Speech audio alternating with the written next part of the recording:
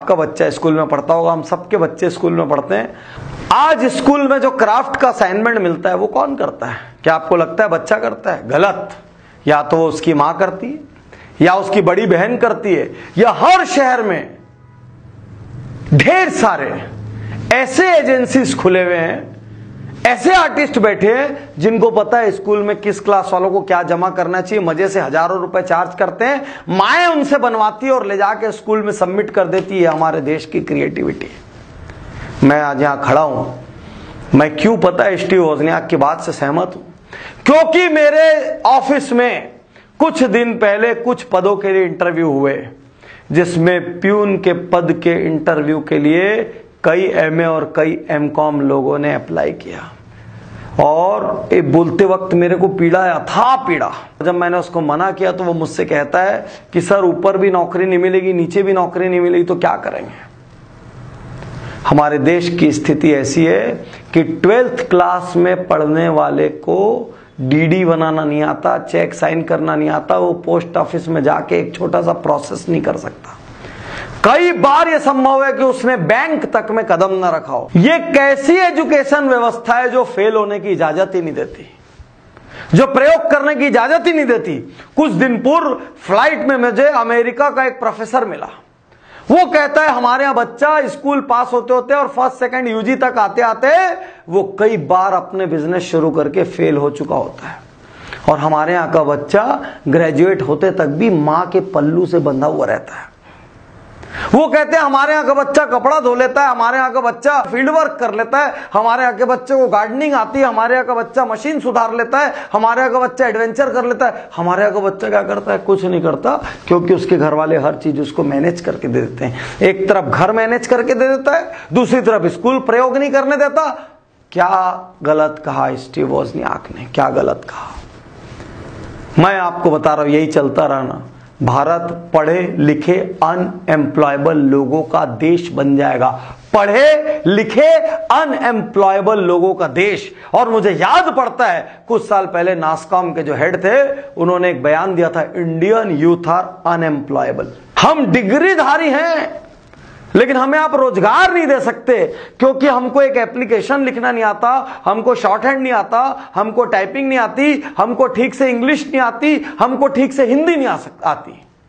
हम ऐसे विचित्र युग में फंस गए हैं जहां पर टियर 2 टियर 3 सिटी के बच्चे को अपनी इंग्लिश भी नहीं आती ठीक से, और वो हिंदी में भी 77, 68 और 85 नहीं बोल सकता। वो खत्म हो गया, वो ना इधर का रहा ना इधर का रहा। तो अब क्या करें? देश को क्लर्कों का देश बना दे? अब क्या करें? और जिस पे इतराते हो, सत्या नडेला, इंदिरा नूई, ये इंडिया ने बड़ा किया गया इनको। ये सब की प्रतिभा फॉरेन में जाके जब इन्होंने पोस्ट ग्रेजुएशन किए, बड़ी बड़ी कंपनी में वो सोचने का इकोसिस्टम मिला, तब जाके सत्या नडेला बने और इंदिरा नूई बने। ये तो आप और हम खुश होने के लिए बोलते हैं, भारतीय मूल के होते रहिए खुश, लेकिन वही सत्या नडेला हिंदुस्तान में रहते तो निपट जाते हो। वही इंदिरा नूई हिंदुस्तान में रहती तो आधे समय वो घर में बच्चों को बैलेंस करने में, बाद में सास ससुर को बैलेंस करने में, उसके बाद समाज को बैलेंस करने में, उसके बाद वर्क प्लेस को बैलेंस करने में खत्म हो जाती। यही इंडिया है। क्या हम ऐसे इंडिया से अगली सदी में जाएंगे? आज इस केस स्टडी के माध्यम से मैं आपको जगाना चाहता हूं, क्योंकि हमारा काम यही है। एक्सीलेंस गुरुकुल और वीआईपी जैसे प्रोग्रामों में लोग आते हैं, अलग अलग केस स्टडी से हम उनको जगाते हैं, उनको सोचने पे मजबूर करते हैं। देखिए दुनिया में क्या हो रहा है, दुनिया क्या कर रही है। तो साथियों, आज हमको सोचना होगा कि ऐसे पढ़ाने से क्या ना पढ़ाना अच्छा है, या हम सब मिल के आवाज उठाएं इस देश के एजुकेशन सिस्टम को प्रयोगशील बनाने के लिए, इस देश में असफलता को सम्मान दिलाने के लिए। क्योंकि जीतने के पहले हारना जरूरी है, नहीं तो हार से इतना भय पैदा हो जाएगा कि जीतने की कोशिश भी नहीं करोगे, यहां तक कि ट्राई नहीं करोगे। इस देश में रिसर्च का एनवायरनमेंट डेवलप करने के लिए स्थिति इतनी विचित्र है।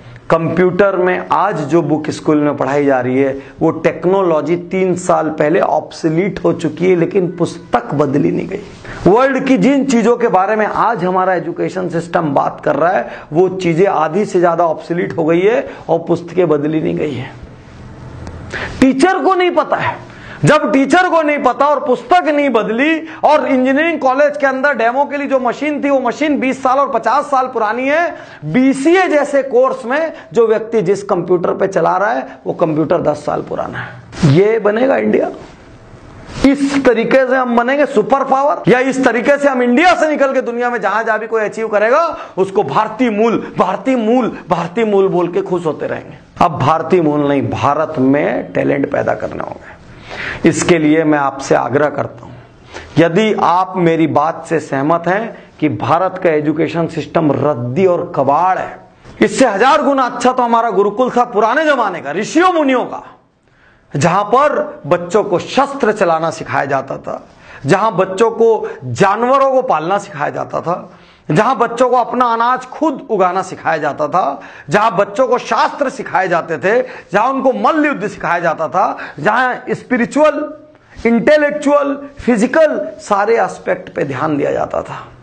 आज कुछ एस्पेक्ट नहीं बचा।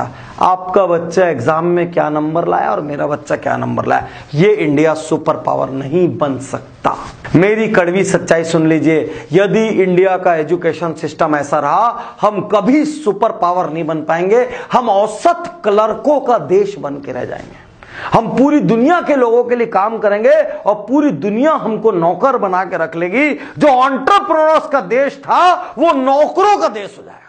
यदि आप मेरी बात से सहमत है कि भारतीय एजुकेशन सिस्टम को स्क्रैप करके प्रैक्टिकल एजुकेशन सिस्टम, जिसमें प्रैक्टिकल लर्निंग हो, जिसमें इंटेलेक्चुअल, जिसमें सोलफुल, जिसमें फिजिकल, जिसमें अपने आप से एकांत में बात करना सिखाया जाए, जिसमें खुद का स्वॉट, स्ट्रेंथ, वीकनेस, अपॉर्चुनिटी, थ्रेट जैसे एनालिसिस करना सिखाया जाए, जिसमें लिसनिंग पे जोर दिया जाए, जिसमें प्रैक्टिकल और प्रैक्टिकल पे फोकस हो, ऐसा एजुकेशन सिस्टम यदि लाना है तो आपको इस वीडियो को शेयर करना होगा। आपको इस वीडियो को इतनी बड़ी तादाद में शेयर करना पड़ेगा जिससे कि स्कूल के टीचरों की, कॉलेज के प्रोफेसरों की और शिक्षा मंत्रियों की, इन सब की आंखें खुल जाए। आपको इसको भारत का टॉप ट्रेंडिंग वीडियो बनाना पड़ेगा यदि आपको अपने बच्चों को बचाना है, नहीं तो कल आपके माता पिता होने पे आपको अफसोस होगा, क्योंकि आपके बच्चे पूछेंगे बड़े होके इससे अच्छा तो पापा नहीं पढ़ाते तो ज्यादा अच्छा होता। यदि मेरा क्राफ्ट स्कूल से लाके मम्मी को ही करना था तो नहीं करवाते क्राफ्ट।